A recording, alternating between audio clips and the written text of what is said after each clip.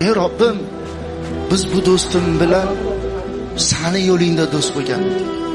Yaxshilikka buyurib, yomonlikdan qaytargan edik, saloh do'stlar bo'lgan edik.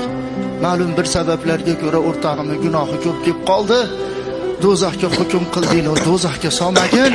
Shu do'stimni jannatga kirishlikka qancha savob kerak bo'lsa men beraman deb turib olar ekanda. Va'dan naxiga keladi. Qarangki, Alloh taolo qaytarib nima istaysan desa bu do'stim edi. Xudo uchun seni yo'lingda do'st bo'lgan edi. Bizni o'lim ajratgan edi. Yaxshiligida ham, yomon kunida ham yelkama-yelka turgan edik. Ey Robbim, qancha shu do'stimga savob kerak bo'lsa men beraman deb turib olar. Shunda Alloh taolo aytar ekan, savobidan olib savobiga qo'shinglar.